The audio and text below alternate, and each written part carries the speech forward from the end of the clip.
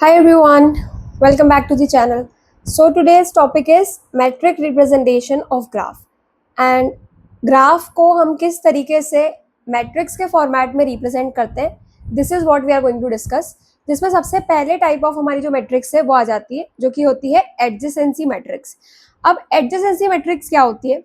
Late A i j denote the number of edges v i comma v j. Then capital A is going to be a matrix of Aij where the order is going to be m cross m. It is called as adjacency matrix of G. तो इसको सीधे example से समझते हैं because with the help of definition हमें इतना clear नहीं हो पाता है. और बस यहाँ पे इतना कॉन्सेप्ट याद रखना है कि अगर एज बनती है बिटवीन टू वर्टेक्स, अगर दो वर्टेक्स के बीच में, वर्टाइसिस के बीच में अगर एज बनती है तो हम उसको वैल्यू देते हैं 1 एंड अदरवाइज हम उसको क्या वैल्यू देते हैं मैट्रिक्स के अंदर, उसकी वैल्यू देते हैं 0. सो डायरेक्टली मूव करते हैं टू द ग्राफ. ग्राफ क्या बोलता है? देखो ये हमें ग्राफ दिया है एंड इस ग्राफ की मुझे एडजेसेंसी मैट्रिक्स लिखनी है. तो ये मैट्रिक्स किन के बीच में होने वाली है? दोनों वर्टाइसेस के सेट के बीच में होने वाली है. तो सबसे पहले अपन ने क्या करा, इसमें जितनी भी नंबर ऑफ वर्टाइसेस हैं, तो इस ग्राफ के लिए सबसे पहले अगर हमें क्या लिखना है, एडजेसेंसी मैट्रिक्स लिखनी है, तो वी विल राइट सबसे पहले A and v1 v2 v3 v4 v5, यानी कि जितनी भी वर्टाइसेस है उसे हमको डायरेक्टली लिख देना है v1 v2 v3 v4 and v5 like this, and v1 v2 v3 v4 and v5 like this, because ये इन दोनों के बीच में हमें बनानी है जो हमारी मैट्रिक्स होने वाली है. अब सिंपली क्या करना है, अब सिंपली चेक करना है v1 और v1 एक दूसरे से कनेक्टेड है क्या? क्या v1 से v1 जाती हुई कोई एज है? तो ऐसी कोई लूप नहीं गिवन है, ऐसा कोई एज नहीं गिवन है, इस वजह से हम उसको क्या वैल्यू अकॉर्ड करेंगे? 0, बिकॉज v1 और v1 एक दूसरे से कनेक्टेड नहीं है विद एनी एज, किसी भी एज से वो एक दूसरे से कनेक्टेड नहीं है. v1 एंड v2 कनेक्टेड है क्या? तो v1 and v2, yes v1 और v2 कनेक्टेड है, दैट्स व्हाई हमने उसको वैल्यू दे दी 1. क्या v1 and v3 directly connected है? बिल्कुल directly, without any edge in between them. तो ऐसा नहीं है, v1 और v3 कनेक्टेड है but with the help of v2 connected है, तो इस वजह से हम उसको क्या बोलेंगे? 0, क्योंकि वो डायरेक्टली कनेक्टेड नहीं है. v1 and v3 are not directly connected. Similarly अगर मैं v4 को देखूं, अगेन v1 और v4 फिर से डायरेक्टली कनेक्टेड नहीं है, it will be again 0. v1 and v5, yes v1 and v5 are directly connected, that's why we will give the value 1. Similarly move to v2 and v1. क्या v2 और v1 connected है? तो हाँ connected है, तो हमने 1 दे दिया. v2 is connected to v2? no, there is no loop, कोई loop नहीं, कोई edge नहीं है, तो 0. क्या v2 and v3 connected है? तो yes v2 and v3 is connected, तो इसको वैल्यू हमने दे दी 1.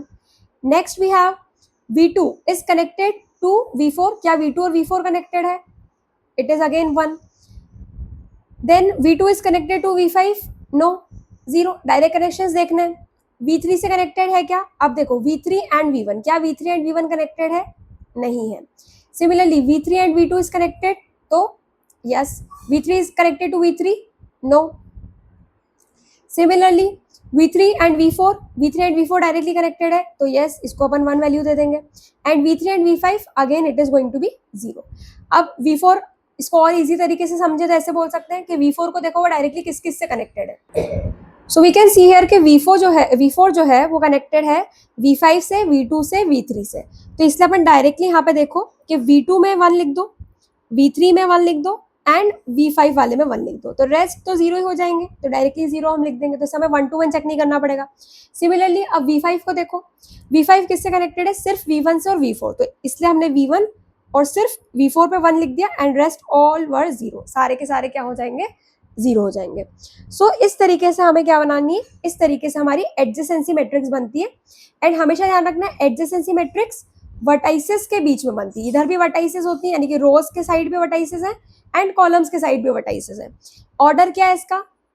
जितनी भी नंबर ऑफ वर्टाइसेस है, अगर 5 है तो 5/5 है हमारा यहाँ पे ऑर्डर. नेक्स्ट, अगर डायरेक्टेड ग्राफ गिवन हो, तो जैसे कि ये ग्राफ तो अनडायरेक्टेड था, यहाँ पे कोई डायरेक्शन थोड़ी असाइंड थी ग्राफ में, लेकिन इन केस अगर आपको डायरेक्शन असाइंड हो, इसी ग्राफ में अपन एक काम करते हैं, डायरेक्शन को असाइन कर देते हैं. जैसे कि यहाँ पे इसकी डायरेक्शन ये है, देन v2 to v4 है, देन v3 to v4 है, देन v5 to v4 है, and then we will have v1 to v5. ये हमने डायरेक्शन बना दी. एंड अब हमें इसकी क्या बनानी है? अब मुझे इसकी एडजेसेंसी मैट्रिक्स बनानी है। तो अगेन एडजेसेंसी मैट्रिक्स है तो v1 v2 v3 तो सेम ही रहेगा, तो I write just v1 v2 v3 v4 v5। Similarly here v1 v2 v3 v4 v5 like this. ठीक है, ये हमारा बेसिक स्ट्रक्चर रेडी हो गया। अब क्या करेंगे, अब ग्राफ पे फोकस करेंगे। ग्राफ पे देखो कि क्या v1 टू v1 एज है, तो कोई लूप नहीं है, कोई एज नहीं है, so we will write here 0, तो हम 0 लिख देंगे। सिमिलरली v1 टू v2, अब इसको इस तरीके से देखना कि जो हम डायरेक्टेड ग्राफ की बात करते हैं ना, so this will be your source, ये आपका सोर्स रहने वाला है, एंड इस डायरेक्शन में आपकी डेस्टिनेशन रहने वाली है। ठीक है, इस डायरेक्शन में सोर्स, इस डायरेक्शन में आपकी डेस्टिनेशन वाली वर्टाइसेस है। तो हमें इस तरीके से चेक करना है कि if I am checking v1 to v2, अगर मैं v1 से v2 चेक कर रही हूँ, सो v1 is my source and v2 is my destination, तो क्या पाथ है यहाँ, क्या एज है v1 टू v2 जाती हुई, तो वी कैन सी v1 से v2 जाती हुई एज है, सो दैट मीन्स हम उसको वैल्यू अकॉर्ड कर देंगे 1। v1 से v2 है, इसलिए हमने उसको वैल्यू 1 अकॉर्ड कर दी। Similarly we can see here, वापस से आते हैं, v1 से v3 जाने का रास्ता है क्या डायरेक्ट, v1 से v3 डायरेक्ट कनेक्शन नहीं है, so it will be 0। Again v1 and v4, क्या v1 and v4 directly connected है, तो no, v1 and v4 are not directly connected, that means it will be 0। Similarly v1 and v5, so v1 से v5, v1 will be the source, v5 will be the destination, तो v1 से v5 जाता हुआ है, arrow का भी ध्यान रखना है, तो हाँ v1 से v5 की तरफ हम जा रहे हैं, इसलिए 1 हमने इसको वैल्यू अकॉर्ड कर दी। नाउ मूव टू v2, अब v2 में आते हैं, सो v2 से निकालना है, सोर्स v2 रहेगा एंड आपके डेस्टिनेशंस रहेंगी v1 v2 v3 जो भी है। सो v2 से चेक करते हैं सबसे पहले, क्या v2 से v1 जाने का रास्ता है, सो नो, v2 से आप v1 नहीं जा सकते। यहाँ पे आपको दिख रहा होगा कि एरो जो है वो v1 से v2 जाता है, लेकिन v2 से v1 जाने का रास्ता नहीं है, तो ये 1 वे था, 2 वे नहीं है ये चीज, तो इसलिए हम बोलेंगे नहीं, v2 से v1 नहीं जा सकते, दैट मीन्स इट इज 0, इसको आप 0 वैल्यू अकॉर्ड करोगे। v2 से v2 है क्या, नहीं है। v2 से v3, यस v2 से v3 का रास्ता है, तो 1 हो गया। देन v2 से v4, v2 से v4 है क्या, तो हाँ v2 से v4 एरो भी बिल्कुल सही है, दैट इज 1। देन v2 से v5, no, it will be 0। Again move to v3, अब v3 जो है हमारा सोर्स है, अब हमें चेक करना है डेस्टिनेशंस कौन सी पॉसिबल है। v3 से v1 जा सकते हैं क्या, नहीं जा सकते, 0। v3 से v2 जा सकते हैं क्या, नहीं जा सकते, बिकॉज v2 से v3 का रास्ता था, लेकिन v3 से v2 नहीं था, डायरेक्शन नहीं थी उसकी, सो इस वजह से इसको भी हमने 0 नाम दिया कि v3 से आप v2 नहीं जा सकते। v3 से v3 तो ऑलरेडी नहीं जा सकते क्योंकि 0 कोई लूप ही नहीं है। v3 से v4, यस v3 से v4 एक पाथ एग्जिस्ट करता है, यानी कि डायरेक्शन एग्जिस्ट करती है, so I just right 1। v3 से v5 अगेन 0, फिर से 0 हो जाएगा।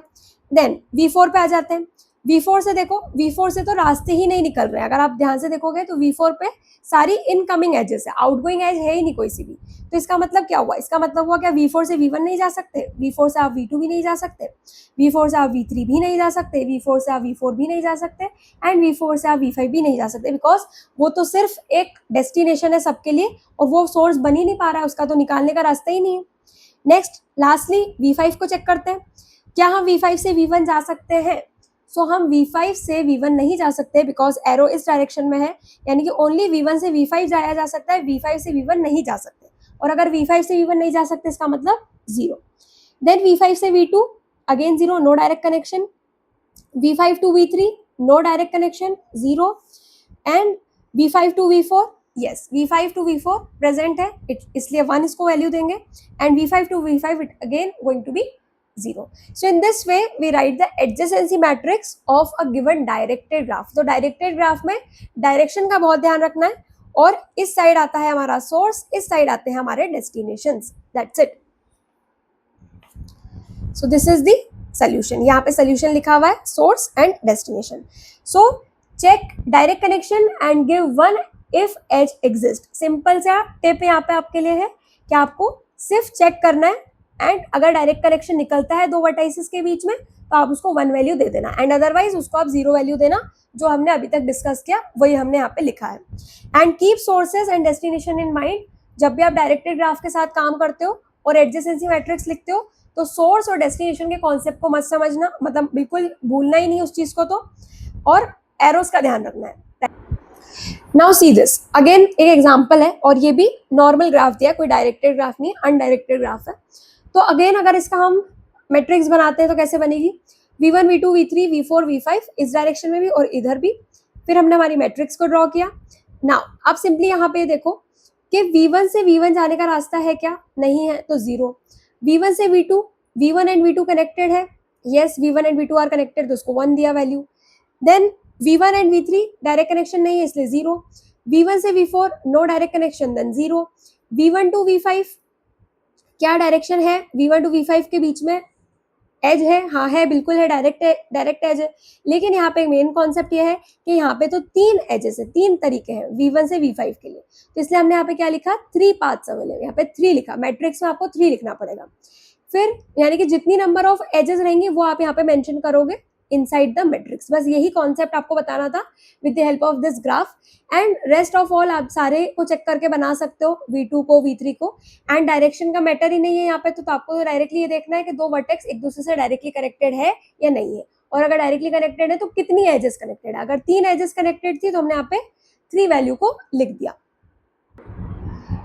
Now next we move to incidence matrix.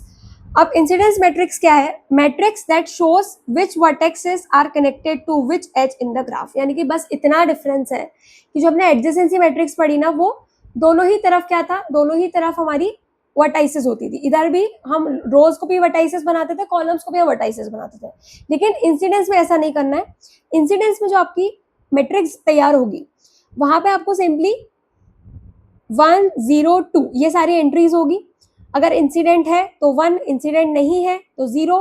And if it is an end of the loop, अगर लूप का एंड, अगर कहीं भी आपको लूप मिलता है ना, तो लूप को आपको 2 काउंट करना है। बस यहाँ पे इतना लिखा है, तो डायरेक्टली एग्जाम्पल से समझते तो हमें अच्छे से समझ में आ जाएगा।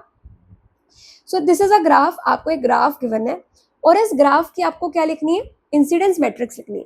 तो इंसिडेंस मैट्रिक्स V और E के बीच में बनती है। V that is the set of our vertices and E is the set of our edges, इन दोनों के बीच में बनती है। And this is the major difference between the adjacency that is adjacent matrix and incidence matrix. So v1 v2 v3 v4 v5 हमने रोज के direction में लिख दिया, e1 e2 e3 e4 e5 e6 e7, 7 जो हमारी एजेस गिवन है, 7 edges हमने यहाँ लिख दी। अब इसको अंदर फिल कैसे करेंगे, सो डायरेक्टली हम देख सकते हैं क्या v1 एंड e1 कनेक्टेड है। सिंपली ये देख रहे हैं हम लोग कि क्या v1 और e1 कनेक्टेड है। तो yes, v1 and e1 are connected. हमें दिख रहा है कि ये v1 जो है वो e1 वाली एज से कनेक्टेड है, तो हमने उसको वैल्यू दे दी 1। तो अगला v1 किससे कनेक्टेड है, v1 is connected to e6, v1 e6 से कनेक्टेड है, तो हमने e6 वाले को भी 1 वैल्यू दे दी। और v1 इसके अलावा कोई एज से कनेक्टेड है क्या, नहीं है, सिर्फ 2 ही एज से वो कनेक्टेड था, तो हमने दोनों को 1 वैल्यू दे दी और बाकी सबको हमने 0 कर दिया। नाउ चेक v2, अब v2 को चेक करो, v2 कितनी एजेस से कनेक्टेड है, e1 e2 e3, तो e1 e2 e3 को 1 वैल्यू दे दी और बाकी 0 कर दिया। Next let's move to v3 पे जाते हैं। v3 का है हमारा, दिस इज v3, तो v3 में देखो कि कितनी एजेस से वो कनेक्टेड है, e2 से कनेक्टेड है, वो e4 से कनेक्टेड है और e7 से कनेक्टेड है। और हमने बोला था कि कभी भी लूप आएगा ना तो उसको आप 2 वैल्यू देना, दैट्स इट। सो e2 की जगह 1 लिख दो, e4 की जगह 1 लिख दो, एंड ये जो हमारा पॉइंट है दैट इज v3, क्योंकि वहां पे एक लूप बन रहा है, एक e7 का लूप है, तो लूप को आपको वैल्यू देनी है 2। बस ये चीज याद रखना कि जब भी लूप आएगा तो उसको आप 2 वैल्यू दोगे in the matrix. Then again moving to v4 connected है e5 से, e3 से, e4 से, सो इसलिए e3 e4 e5 को 1 वैल्यू दे दी एंड रेस्ट सारे के सारे क्या है, 0 है। एंड लास्टली v5 सिर्फ e6 से कनेक्टेड है और e5 से कनेक्टेड है, तो e5 और e6 को हमने 1 वैल्यू दी और बाकी सबको हमने 0 देखा। So simply you have to see each connection of the vertex. यहाँ पे जो कॉन्सेप्ट है बस इतना है कि आपको एच कनेक्शन देखना है कि कौन सी वर्टेक्स से कौन सी एजेस कनेक्टेड है, और जो कनेक्टेड है उसका 1 वैल्यू दे देना, और लूप अगर है तो लूप के केस में आप उसको 2 वैल्यू देना। This is incidence matrix. तो क्या डिफरेंस लगा आपको एडजेसेंसी में और इंसिडेंस मैट्रिक्स में, तो दोनों में बस इतना ही डिफरेंस है कि this is V and E के बीच में है ये मैट्रिक्स, वाइल ये V और V के बीच में थी, यहाँ पे भी वर्टाइसेस आती थी और यहाँ पे भी वर्टाइसेस आती थी, that's it. Next we have one more which is path matrix. So suppose G is simple directed graph with m vertices. मान लो मेरे पास एक simple directed graph है and the path matrix is going to be like this. ये एक formula type है कि ये हमारी path matrix P है ना, वो इससे निकलेगा, where A is your adjacency matrix. So let's directly see the example. This is a graph given. मुझे graph given है, तो कभी भी अगर आपको पाथ मैट्रिक्स निकालनी है ना किसी भी ग्राफ की, तो सबसे पहले क्या करना, सबसे पहले जो भी आपका ग्राफ है उसकी एडजेसेंट मैट्रिक्स निकाल लेना. सो एडजेसेंट मैट्रिक्स क्या होती है, दो वर्टाइसेस के बीच में होती है, दोनों वर्टाइसेस के सेट के बीच में होती है. तो ए बी सी, तो इधर भी ए बी सी, इधर भी ए बी सी हमने लिख दिया, वर्टाइसेस लिख दी, एंड एडजेसेंसी मैट्रिक्स लिख दी इनकी, जिसमें हमने बोला क्या ए डायरेक्टली ए से कनेक्टेड है, तो नहीं, zero. A is connected to B, yes, यहाँ पे डायरेक्शन मैटर करता है, डायरेक्टेड ग्राफ है. ए सी से कनेक्टेड है क्या, तो ए सी से कनेक्टेड है, बट पाथ है क्या ए टू सी जाने का, no, we can not move A to C because arrow की डायरेक्शन इस तरफ है, तो we can not move from A to C. This is my source and this is the destination. ठीक है, this is the destination and this is the source. आपको इस तरीके से याद रखना है. तो ए से सी नहीं जा सकते, जीरो. बी से ए जा सकते हैं क्या, नहीं जा सकते, सॉरी जा सकते हैं बिकॉज E3H भी तो है यहाँ पे, so it is 1. Then B to B zero, B to C, yes B to C आप मूव कर सकते हो with the help of E2 path, तो आपने 1 वैल्यू दे दी. सिमिलरली सी टू ए, क्या हम सी से ए जा सकते हैं, यस, तो 1 आ गया. C2 भी जा सकते हैं क्या, नहीं जा सकते बिकॉज एरो इस डायरेक्शन, तो आप इस डायरेक्शन में नहीं जा पाओगे, तो ये भी जीरो हो जाएगा, एंड C2C भी आपका जीरो हो जाएगा. तो इस तरीके से तो आप सबसे पहले क्या करना, पाथ मैट्रिक्स निकालनी है, तो सबसे पहली स्टेप ये रहेगी कि एडजेसेंसी जो मैट्रिक्स है उसको आप लिख लेना.